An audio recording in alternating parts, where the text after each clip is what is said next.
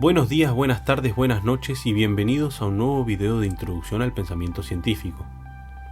Recordemos que un grupo de filósofos de la ciencia, los partidarios del método inductivo, consideraban que para llegar a una hipótesis se hacía un razonamiento inductivo o una inducción a partir de ciertas observaciones previas, mientras que los hipotéticos deductivistas decían que para llegar a esa hipótesis de nivel 2 o de nivel 3 se hacía simplemente un salto creativo, o sea, no se daba un razonamiento. Después vimos las distintas críticas que se les hicieron a los inductivistas, y hoy en este video toca ver el contexto de justificación, que en este caso, tanto en el método inductivo como en el método hipotético deductivo, el contexto de justificación de cada uno es el mismo. ¿Qué es el contexto de justificación? Esto que habíamos visto de cómo poner a prueba una hipótesis. Como habíamos visto antes de analizar el caso Semmelweis, se debe deducir consecuencias observacionales de la teoría que se va a poner a prueba para luego compararlas o contrastarlas con los datos de contrastación. Los datos de contrastación, entonces, son los resultados de la observación o del experimento realizado. De tales resultados, diremos si la teoría fue corroborada o refutada, en caso de éxito o fracaso en la predicción respectivamente. Y ahora lo que nos toca ver es justamente los problemas que se dan en la aceptación y en el rechazo de una hipótesis. Empecemos por las dificultades que se dan en el rechazo de una hipótesis. La primera de ellas es la negación de la conjunción. Por ejemplo, tenemos la hipótesis que queremos probar, que es que en todas las casas vive un perro, supongamos, ¿no? Entonces, para comprobarlo, predecimos: si me acerco a la puerta de entrada de esa casa, entonces el perro va a ladrar, ese supuesto perro. Hacemos el experimento, llegamos a una casa, nos acercamos a la puerta y no escuchamos ladrar a ningún perro. O sea que obtenemos como resultado no Q, negación de la consecuencia observacional. Diríamos entonces que se ha refutado la hipótesis, que no es cierto que en todas las casas vive un perro. La razón es muy simple, dice Klimovsky. No es posible que las premisas sean todas verdaderas, que se haya razonado correctamente con garantías de conservación de la verdad y que se haya sin embargo obtenido una falsedad. Por consiguiente, cuando en una investigación científica se llega a una conclusión cuya falsedad queda establecida mediante observaciones o algún otro procedimiento, no hay más remedio que admitir que alguna de las hipótesis de partida o quizás todas han fallado. Pero notemos ahora que en realidad para deducir Q no usamos solamente P, sino además otras hipótesis que estaban supuestas. Estas hipótesis las vamos a llamar hipótesis auxiliares. Unos ejemplos de hipótesis auxiliares para este ejemplo que estábamos viendo sería, la hipótesis auxiliar: todos los perros ladran al escuchar ruidos, y las condiciones iniciales: el perro de esta casa está despierto, el perro de esta casa está atento, el perro de esta casa tiene la capacidad de ladrar, podría no tener la capacidad de ladrar, y el perro de esta casa me escuchó llegar. Entonces, cuando se refuta la hipótesis, cuando decimos no es verdad que en todas las casas viva un perro, estamos diciendo no que la hipótesis nuestra sea falsa, sino que en realidad lo que se negó es la conjunción de la hipótesis principal, la hipótesis auxiliar y las 4 condiciones iniciales. ¿Esto quiere decir que mi hipótesis sea falsa? No, en realidad significa que una de todas ellas, o 2 o 3 o 4 o todas, está mal. No hay que confundir la negación hipótesis principal y hipótesis auxiliar y con las condiciones iniciales. Este enunciado no es lo mismo que decir que la negación de hipótesis principal, la negación de hipótesis auxiliar, la negación de la condición inicial. O sea, en realidad esta es la negación de la conjunción. O sea, lo que te está diciendo es que esta conjunción, esta unión está mal, pero no sabemos cuál de los componentes es el que está mal o cuáles, o si son todos. No se está negando la verdad de cada uno de ellos, sino del conjunto. Lo que tiene, como habíamos visto con la tabla de verdad, es que con que un elemento sea falso, te hace falso todo lo demás. La segunda dificultad en el abandono de una hipótesis es que siempre se puede plantear una hipótesis ad hoc.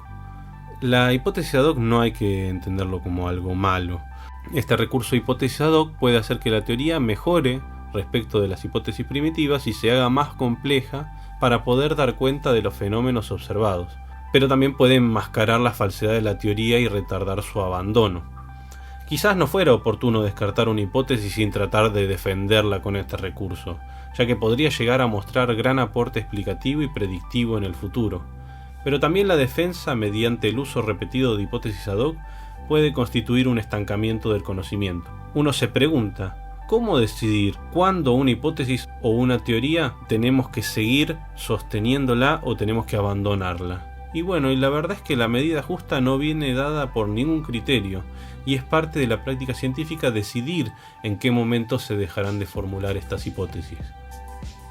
Estos son los dos problemas en el caso del abandono de una hipótesis. No se sabe bien cuándo o cómo o por qué deberíamos abandonar una hipótesis, o por lo menos no hay reglas establecidas claramente.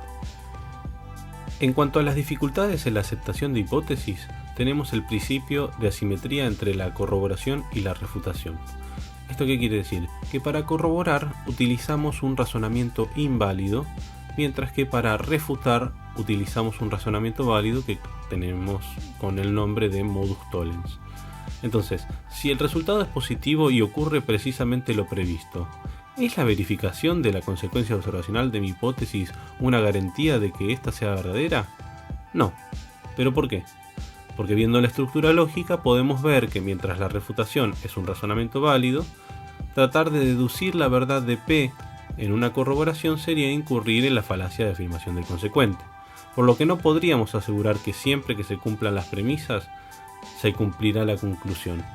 Esto quiere decir que observando el efecto no tenemos forma de deducir de él la causa. ¿Por qué? Porque puede haber infinitas causas para un mismo efecto, que es la segunda dificultad. Siempre que un dato de contrastación corrobore una hipótesis, también confirma otras infinitas hipótesis que son incompatibles con la que habíamos puesto a contrastación. En ese caso, ¿cómo podemos mantener que la contrastación corrobora más nuestra hipótesis que el infinito número de otras posibles hipótesis? Pensemos en el caso Semmelweis. La versión inicial de su explicación de la fiebre puerperal como una forma de envenenamiento de la sangre presentaba la infección con materia cadavérica esencialmente como la única causa de la enfermedad. Esto quiere decir que Semmelweis dijo, bueno, si después de hacer las autopsias los médicos se lavan bien las manos, después hacen los reconocimientos a las mujeres parturientas, no debería suceder nada, debería bajar la mortalidad, no tendrían que morirse. Sin embargo, la fiebre puerperal también es producida por toda materia en proceso de putrefacción. Entonces, el relato de Hempel termina justamente con esta cuestión de revisan a una mujer embarazada después de haberse lavado bien las manos, pero no se lavan las manos para revisar a las otras 11, y las otras 11 se mueren de fiebre puerperal justamente porque fue producida por materia en proceso de putrefacción.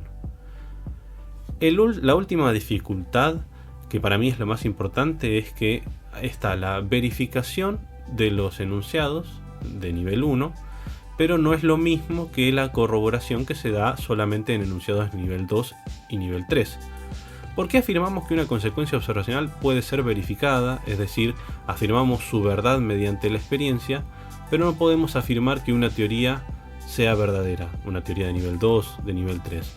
Bueno, porque las teorías de nivel 2 y de nivel 3 pretenden ser aplicables a un número infinito de casos, tanto los pasados como los presentes y los futuros. ¿Esto qué quiere decir? Que todas las teorías, por mucho que se investigue, no van a dejar de ser eso que son, teorías más o menos corroboradas, pero teorías que podrían llegar a demostrarse falsas en el futuro. Las teorías son más o menos comprobadas empíricamente, o sea, más o menos probables, pero probables al fin. Es por esta cuestión que solo podemos afirmar que cada consecuencia observacional verificada es un caso de corroboración de la hipótesis. ¿Qué significa corroboración? Una constatación provisoria. Las teorías científicas son modelos exitosos, pero siempre provisorios porque son modificables, perfectibles, suprimibles, y es por esto que tienen que ser puestas indefinidamente a prueba. O sea, no hay un momento alguno en la historia de la ciencia en la que uno diga por fin, se acabó, ya está probado. Que una hipótesis esté corroborada solamente significa que es verdadera hasta que se demuestre lo contrario. O sea, como afirma Chalmers, aunque nunca se puede decir lícitamente de una teoría que es verdadera, se puede decir con optimismo que es la mejor que tenemos, la mejor disponible, que es mejor que cualquiera de las que han existido antes, en el sentido de que fue capaz de superar pruebas que refutaron las anteriores. Por lo tanto, el hecho de que las teorías no se verifiquen no es necesariamente algo malo. La certeza, si bien brinda seguridad, mitiga la duda, mitiga el movimiento por la búsqueda de la verdad, si es que existe. En la ciencia, en la política, en toda la vida cotidiana, nada de lo que cierra es bueno. Está bueno que nos cierren las cosas, estar abiertos a nuevas ideas, reconocer que podemos equivocarnos. Parafraseando a Merlí, la ciencia, como la filosofía, nunca nos dirá la verdad, pero nos ayudará a desenmascarar esas mentiras que nos venden como verdades. Entonces, una de las conclusiones que se obtienen después de este análisis metodológico es que con los recursos que tenemos como seres humanos para conocer, es muy complicado saber o determinar de manera concluyente si las hipótesis son correctas o no, y que aún siendo refutadas, no hay criterios concretos de hasta cuándo se la puede seguir defendiendo con hipótesis ad hoc. Esta conclusión entonces abre un nuevo problema, que vamos a discutir más adelante. Si pensamos que hay buenas razones para sostener algunos conocimientos científicos y rechazar otros, y esas razones exceden la evidencia empírica, ¿cuáles son los elementos que hacen de la ciencia una actividad racional? Bueno, eso fue todo por hoy, espero que les haya gustado y nos encontramos en el siguiente video. Les mando un saludo.